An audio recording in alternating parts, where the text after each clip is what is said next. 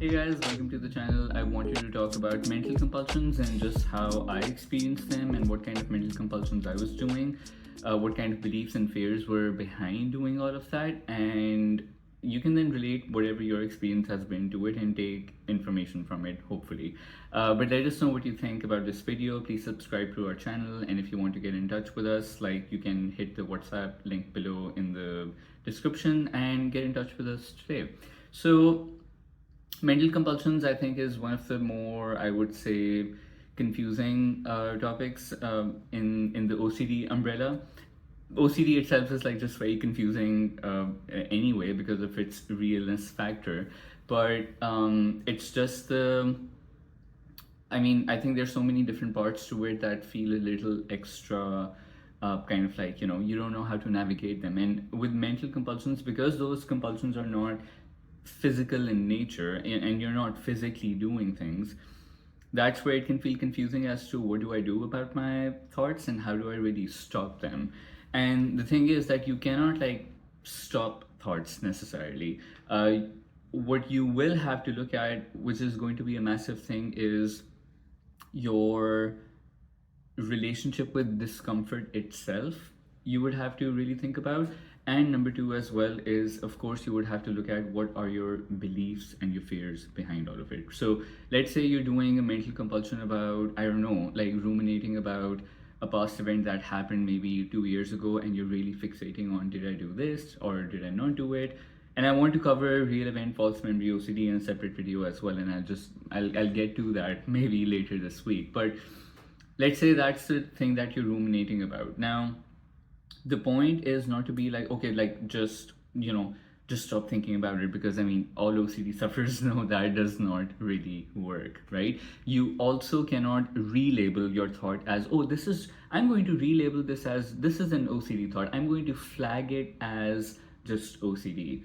How much has that actually worked for chronic OCD sufferers who have chronic guilt and shame? No one. And it kind of like really keeps everyone in that loop of like, no, but like if I just keep flagging my thoughts, I can get away with it and I'll be at peace. No, because OCD will keep coming back with the realness even more, that no, but what if it is real? What if you do have to think about it? What if you do have to figure it out? So relabeling becomes a compulsion as well, and the self reassurance thing that, no, this is not me, this is OCD. Which is why we talk about working on worst case scenario and really trying to work towards acceptance of that, rather than just giving ourselves the reassurance that it is just OCD or it is just a thought, right? So understanding that what is your fear behind it is really key over here. So in this case, maybe it would be that the fear is that if I have done something, then I need to maybe feel guilty for it, or maybe that people will hate me for it, or maybe people still hate me for it, etc., etc. Usually it is around guilt and shame and rejection fears most of the time, right? But of course, it can be anything really. So if you do not address that fear behind why you're feeling the need to do that mental compulsion, then you're always going to feel confused about what to do about it. Now, a few things over here. You're not going to be able to, oftentimes you're not going to be able to do anything in the moment of when you're triggered and your brain is in that mode of solving, thinking, really going over things, and just like you're in the thick of it. You're not going to be able to do anything in that moment to say something to yourself or do something that takes it away, right? Because you know how locked your brain gets in that. You know how engaged and turned on your brain gets into that cycle, right? So anything that you will try in that moment is not going to do much. Even reassurance, for that matter. When you're super triggered, someone reassuring you is also not going to give you that. It's not going to give you that release. You're still going to be like, no, but like, and you essentially you just have to wait for it to pass in that moment, right? So part of it will be quite automatic. Part of it will also be unchangeable, especially in a moment of being triggered. Rumination, as we also talk about, is quite automatic. You might be at work, you might be doing things, but your brain will automatically be doing that mental compulsion thing and checking things in your maybe symptoms in your body or your urges or something like that. In the moment, you won't be able to do much, right? Especially when it's so automatic. What you do have to do is, in fact, you have to try and keep up your life structure and your routine, whatever you have. Get on with things in your day that you need to do. Like if you have to do the laundry, if you have to go pick up your kids, if you have to go see your family, if you have to, I don't know, clean the house, you have to do the dishes, you have to go get dinner, whatever it may be, keep that on schedule no matter how much your brain feels like it's just caught up, because a lot of people will do this when they're not feeling mentally right. They're going to put off life, they're going to put off simple life things because they're just going to feel so engaged in that, and they're going to be like, yeah, I'm really caught up in this right now and I don't feel quite in the right headspace, so I don't want to go, or I don't want to do this, I don't even want to do the dishes, maybe I'll just do them tomorrow. Like, putting that off is basically you giving power to the mental compulsions and sending that message to your brain that until and unless I'm not in a good or like a stable, like peaceful mental state, then I cannot get on with my day. And you're completing that self-fulfilling prophecy as well, that if I don't recover from OCD and if I have anxiety, my life will be awful. You are then reinforcing that messaging to your brain as well. Why? Because you're actually physically stopping yourself from doing things in life, no matter whatever's going on mentally, compulsively in your head. So, those are some important things to keep in mind, first of all, with mental compulsions. The way I also experienced it was that I was reviewing my feelings and checking my feelings all day long, right? Like as I was, at the time, especially when my OCD got super bad and when my mental compulsions kicked in, I was in college at the time, and I was going to all my classes, mental compulsions going on. I was sitting with my friends, mental compulsions. I was studying for my exams and whatnot. Mental compulsions were just full on going on. It would also affect my concentration. It would affect my ability to even retain information. It would affect just my overall presence in class as well. I mean, I would be taking notes of the lecture of whatever the professor was saying, but then I was just doing it almost on autopilot. I wasn't actually absorbing any information. I was just putting down words on paper. And later on, when I would read my notes for my exams, I'd be like, did I write this? Because I don't even remember writing this.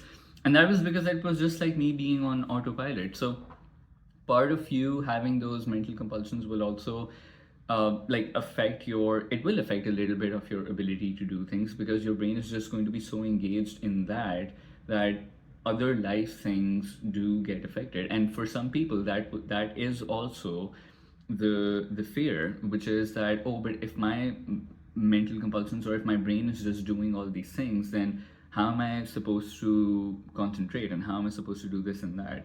And I think you have to be able to accept like lower levels of concentration, lower levels of being mentally present, lower levels of absorbing and understanding and digesting information, whether it's at work, whether it's even in just a conversation with a loved one, because that's another thing. People are like, oh, but I'm not as engaged, or I'm not as mentally present in a conversation with a loved one, so I need my mental compulsions to go down. I don't want to ruminate, because the rumination or other mental compulsions become almost like a separate fear in and of itself, no matter whatever theme you have, whether it's real event OCD or health OCD or whatever it may be.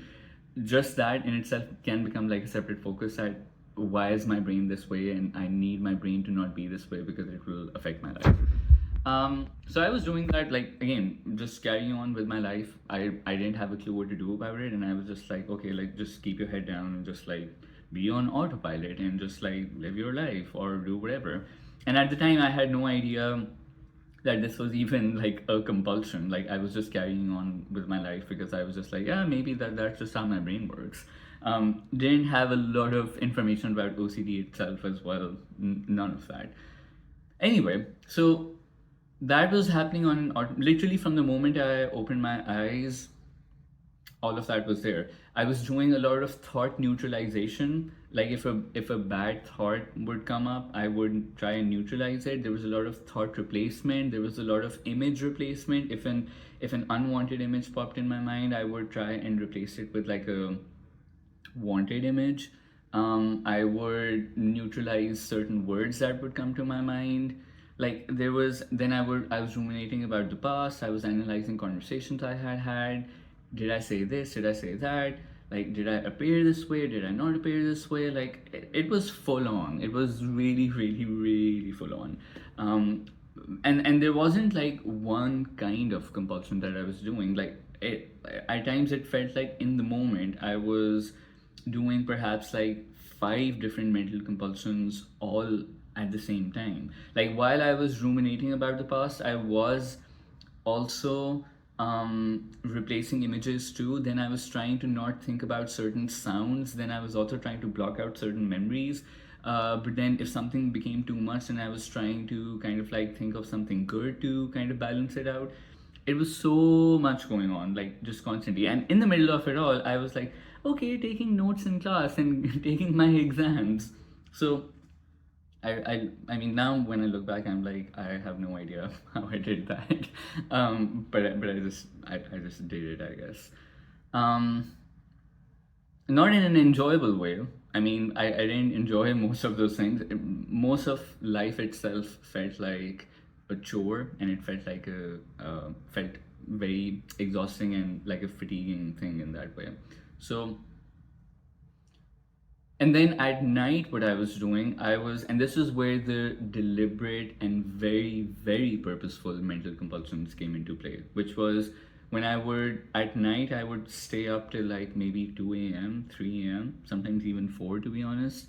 A lot of times, in fact, not sometimes, until 4 a.m., because I wanted to spend that extra 3-4 hours at night just by myself, thinking and reviewing my day, and thinking and reviewing the feelings I had throughout that day. What did I feel? What did I experience? Who said what? What did I do? Like literally everything, and trying to have that mental mind map of, okay, this feeling that I had when I was talking to my friend, this feeling was linked to this event. Oh, so now I see where this feeling came from. And it was trying to complete like a mental loop of a question. Trying to complete that loop of, okay, this is a feeling. I don't know where this feeling came from. Okay, maybe this. Okay, now this loop is complete. Okay, on to the next one. For me, one of my biggest fears was not knowing where my feelings came from. And I felt like I needed to figure that out, because if I don't figure that out, that feeling is going to metastasize, it's going to mutate, it's going to snowball into something bigger and uglier. So I need to identify what my feelings are, number one, and number two, I need to figure out where they're coming from. Because in my mind, I felt like as long as I'm aware of what feeling it is and where it's coming from, I can be in control of my feelings, or I can be on top of things. Because if I don't know what's going on internally, then my life is somehow going to slip into ruin without me even realizing it.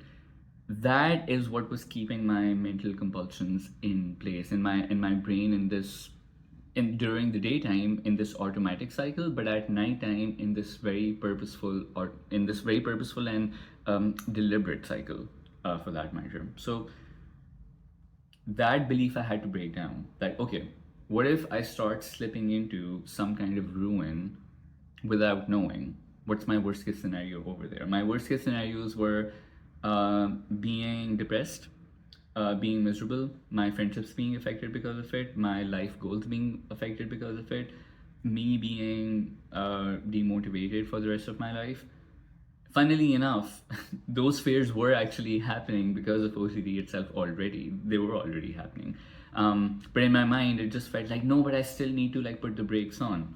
I mean, I didn't need to put any brakes on. I was already there pretty much. But the brain keeps giving you the illusion that no, but what if there's a bigger ruin that happens than the one I'm currently in, and it keeps raising the standard of like something even worse happening. So that was my entire premise of why I was doing mental compulsions and why my brain, on an automatic level, felt the need to do those compulsions as well. So when I started accepting a bit more that, okay, maybe I might have depression for the rest of my life, maybe or I may have depressive episodes in increments in my life, right? Or I might experience demotivation. Maybe I might not be able to fulfill my potential. Maybe I might not be able to achieve the life goals that I think I want to achieve. Maybe I might not be able to do some of those things. What is the worst that could happen, and how can I really accept myself and my life if some of those things are not fulfilled in that way? And working on that, when I was able to accept that, my brain also started to seize up on the mental compulsions, because then it didn't feel the need to figure anything out. The reason it felt the need to figure things out was because of the non-acceptance, because it thought that if it figures things out enough and works things out enough, it can really then be able to avoid that thing from happening. But when I accepted that those things could happen, what was there for my brain to solve then anymore? Nothing really. But mental compulsions for me were like the last piece to go in my recovery journey. I like I had by that time I had read all the books, I had disputed my beliefs, I had given up my compulsions, I had done my exposures and everything. But because for so many years my brain had been on this like habitual autopilot mental compulsive route all the time, those were still ongoing. Like they weren't as triggering anymore, and they didn't give me anxiety anymore, and I didn't feel like an urge to be like, no, I can't like think about this, and I know I need to solve this. That had gone, but like my brain was still automatically doing those compulsions. And by that point, like even though there was no fear or anxiety attached to it, they were still happening anyway. And I just had to wait for that to play out. Like literally, I just had to wait for it to play out on its own, and also accepting that okay, maybe my brain might be doing these mental compulsions for the rest of my life out of habit. Like that, maybe that is what's going to happen, and I can't do anything about it. And accepting that was really key too, because if I had in that last portion been like, no, I need to also stop this automaticness too, but how do I stop my brain from doing it? I need my brain to stop talking to itself all the time. If I was going to go into that mode of really trying to force it to stop, I think I might have been stuck far longer, to be honest, because I would be in that compulsive way of like stopping the brain chatter. I mean, I had done everything I could. I just had to wait for all of that work that I put in to catch up on its own in its own time. And I think after I had basically kind of like done everything that I possibly could, I think I had to wait easily for another 6, 7 months, just completely living my life as I normally would. Just, yeah, just living normal life as it is. And I mean, hoping that my brain would stop its automaticness, on its own time. But I wasn't tracking any time. I wasn't tracking. Okay, is it gone? Is it not? Is it less? Is it not? I just carried on as it is, as I would, and I think just one day, then in retrospect, I realized I was like, oh, my brain is a bit more quieter. It's not as active and it's not chattering away as it was in the past. So I think that's where like a lot of people do struggle with, because even when their brain is just like chattering on, they're like, no, but like I need to stop this chatter. Um, you might not be able to stop the chatter. Think of the things that you actually can work on. Is it your beliefs? Is it ongoing compulsions? Is it some exposures that you're avoiding? And at some point, you'll also run out of those things too, because you may have done mostly whatever you've done. But if you're going to be like, okay, no, let me try and break down my beliefs even more so that it can sink in and my brain can stop. Like, then you're just forcing it. Then you're just like compulsively trying to like put that stop to your brain. you need to at some point really try and stop doing that and allow your brain to do that and get comfortable with your brain doing that, because that's where the fear of fear cycle also comes into play. That what if my brain is always going to be chattering away and going to be engaged in this mental compulsive cycle. Okay, then accepting that maybe your brain might do that, and maybe that might even sabotage your chances of fully recovering as well. Sure, that might happen. Can you accept that? Are you willing to accept that? And I was willing to accept that. I thought, okay, fine. I mean, I don't recover, sure. If I have 80% of my life back and 20% of it is still over here, like engaged in OCD, I'm okay living with that too. Like I can do that, because what else can I do? I can't stop my brain from it, and I can do everything I can in my power. But beyond a certain point, I don't have control.